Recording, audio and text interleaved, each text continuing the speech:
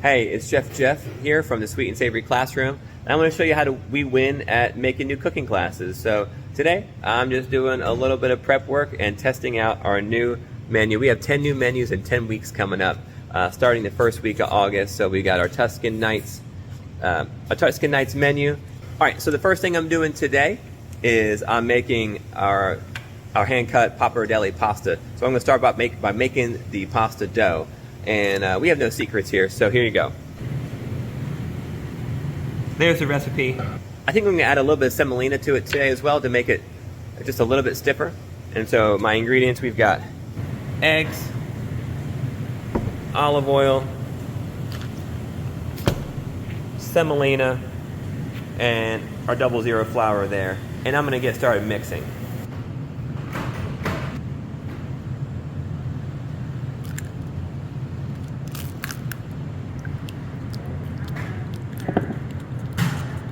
All right, our dough is ready to come to the table. And the way we get a dough ready, a pasta dough ready to go through the pasta machine, is we need to knead the dough first. So we do that in our standard 3 steps. We fold in half, press one time, turn the dough. Fold, press, turn. Fold, press, turn. Fold, press, turn.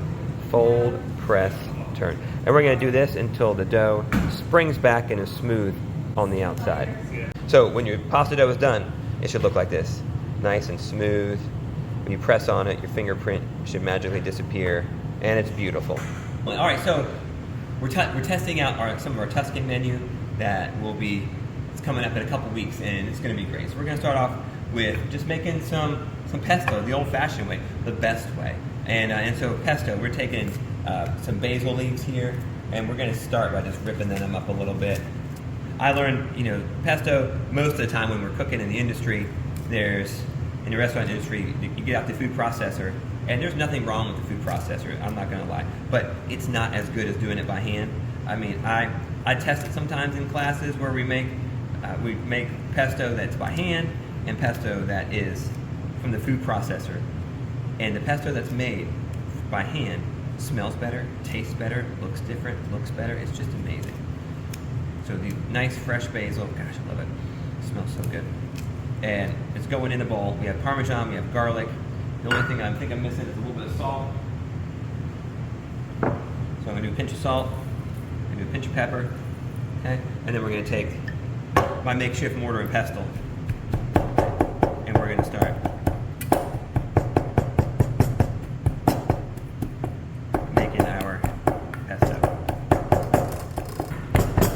once it starts becoming a little bit pasty, that's when we're going to start adding a little olive oil. Since I'm one-handed today, we'll do it little bits at a time. Since we're testing things, this is where I'm taking a recipe that I've used before, and it seems a little heavy on the cheese. So I'm probably going to cut the cheese back a little bit, because Parmesan is a strong cheese. And it's a hard cheese, it's a strong cheese, so it looks like it's kind of dominating this pesto. So I'm probably going to back that off a little bit. And I may even back off how much oil is on the recipe too. That's why it's good to test.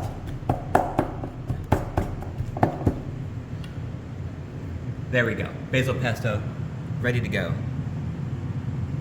for a new Tuscan Nights class. And then you realize you forgot something. The pine nuts. They were sitting here the whole time. Toasted beautifully in the oven. See how nice and golden brown they are? So if you were asking the whole time, where's the pine nuts, chef? Well, that would have been a great question. If only you were here. But you can be here, because we're going to be doing this in person here at the Sweet and Savory Classroom, Chattanooga, Tennessee. Until then, you just watch my videos. Now, that's pesto. Take a look. It's beautiful. Right? Might need a little flour on both sides for that one. That was a lot of flour. Too much flour.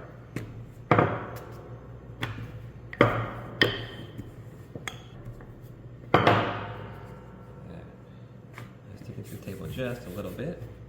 I mean, I don't mind. Let's check our thickness. So we're about the same.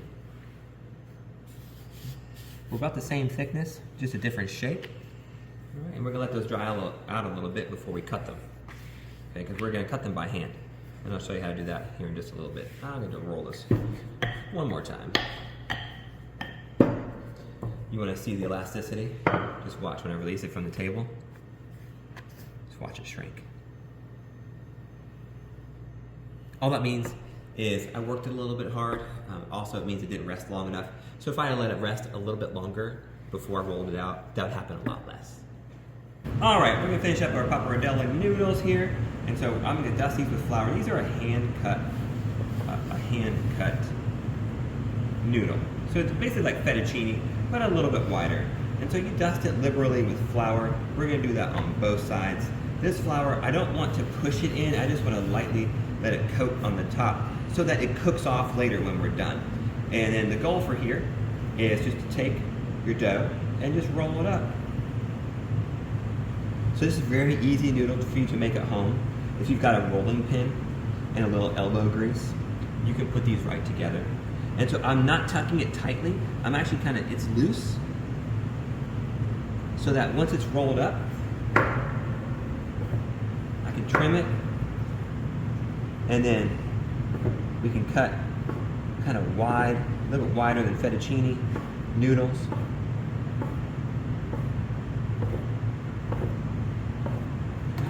And then because you have put flour in between them, they should just open right up.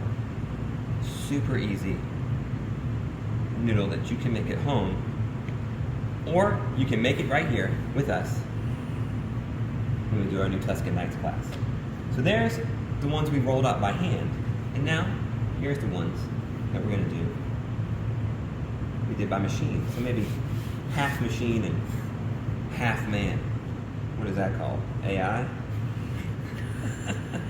Okay, dad jokes. We're moving on. Roll this one up. These are going to be longer, so we have an option. Right now, we have an option. We can cut it in half and make our noodles that long, which would be more like noodles you'd have at home, the length you have at home, or we can make them super long. And we're going to go ahead and cut it in half. Because the noodles, you want them to be able to fit in your mouth pretty easily when you're eating them. And so if it's super long, then you only need that for Lady and the Tramp.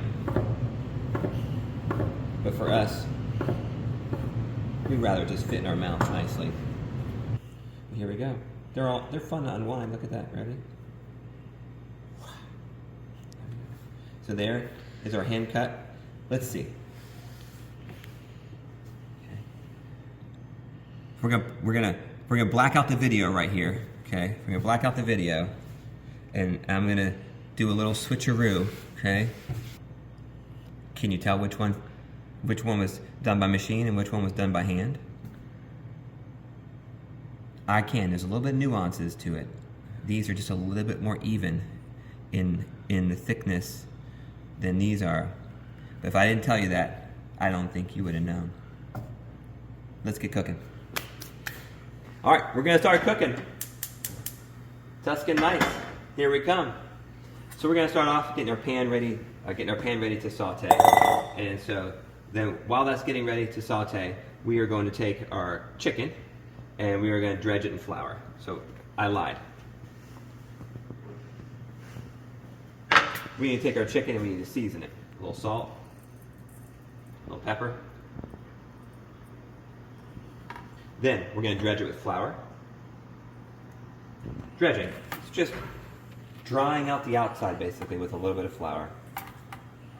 That's all we really want to do here.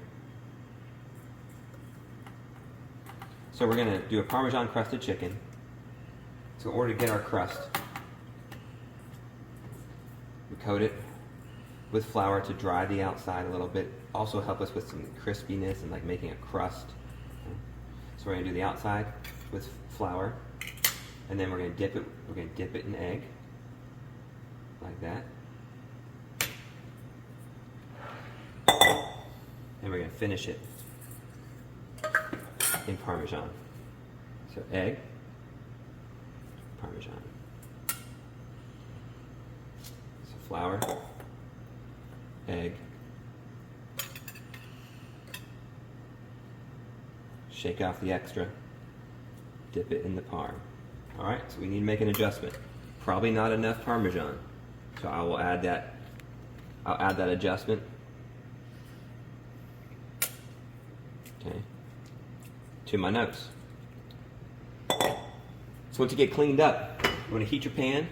You want to heat your pan, heat your fat, heat your food. We do a little dance here so you always know. And so my pan is hot. I'm going to heat my fat, put a little fat in there. 1, 2, 3, 4, 5. Let your fat get hot. And let's listen. Do we have our pan hot? Oh yeah. That's the sound of beauty. Okay.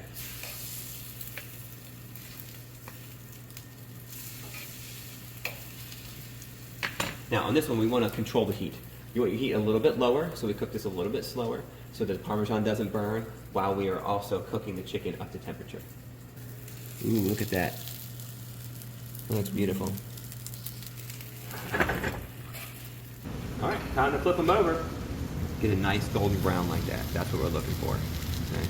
And then so I'm gonna make a little bit of room in the pan so we can start pouring some things in here. But I'm gonna turn them over. They're already halfway cooked. Turn them over for a few seconds. And we're gonna add our pesto. Gosh, it looks like a lot of pesto, and that's only half of the pesto we made.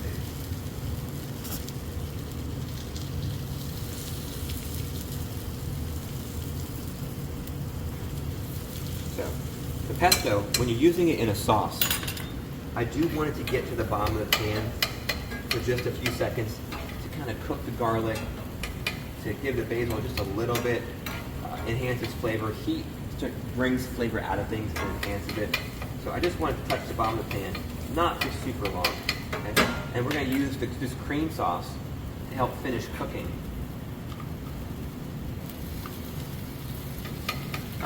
the chicken. Save a little bit of that for garnish. Cream's going in.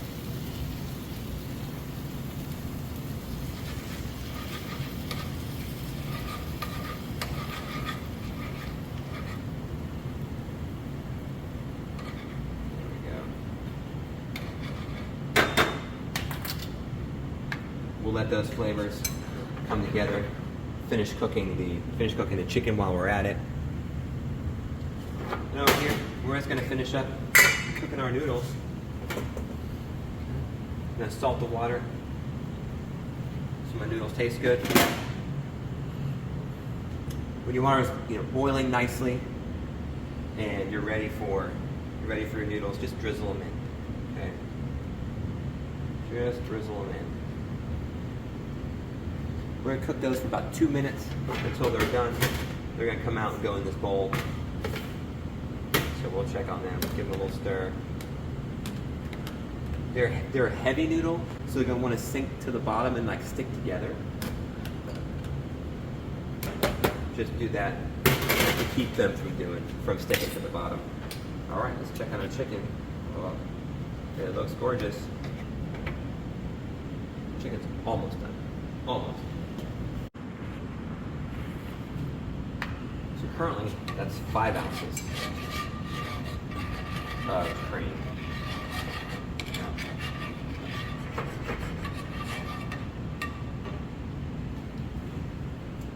Definitely season that a little bit. A little salt, a little pepper.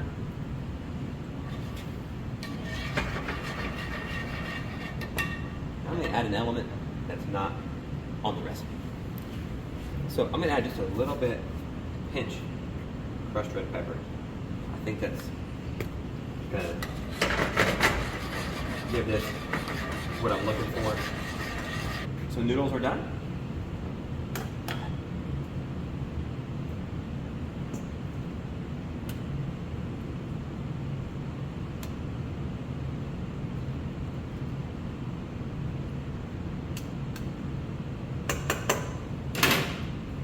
Let's put this together. So overall, I think we needed more Parmesan, less pesto, probably a little less noodles too. Okay, so we're gonna take, I want want some sauce on the plate. So I'm going to go sauce on the plate, as well as I want some noodles tossed in the sauce. Now granted, this does serve 2 people.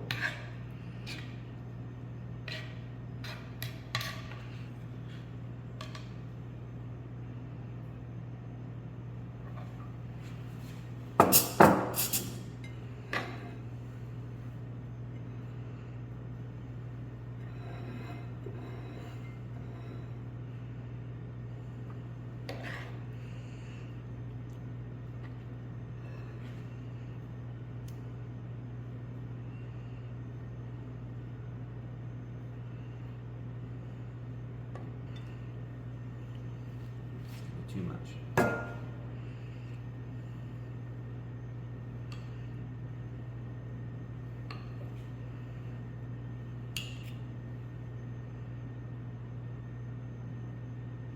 Oh, stay on there. Just rip the crust. Just have plenty of noodles.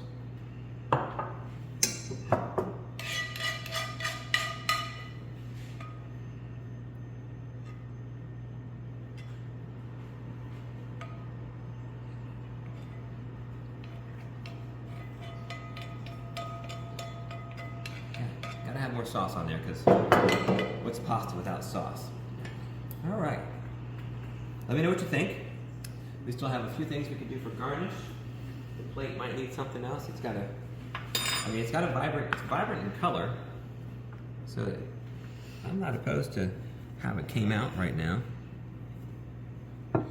So we have, you know, we could do a little centralized garnish. Maybe a little red peppers there.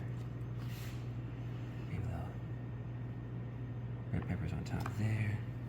And the question is, do we want to add a little pesto on the side? So the pesto, we'll have to taste. You have to come into class and try it out and taste, because the pesto in here, it got cooked a little bit in the pan. So adding some raw pesto back to the dish will definitely give you a different element, and it'll bring back that raw kind of spicy garlic. So it'll be up to you. I'm gonna put a little dollop on here because I have it, and then we're just gonna have to see if we like it. Well, there we go. This is the entree for our Tuscan Nights class. Whether you take it in person or watch this video online, either way, we're happy to help, and that's how you win at cooking.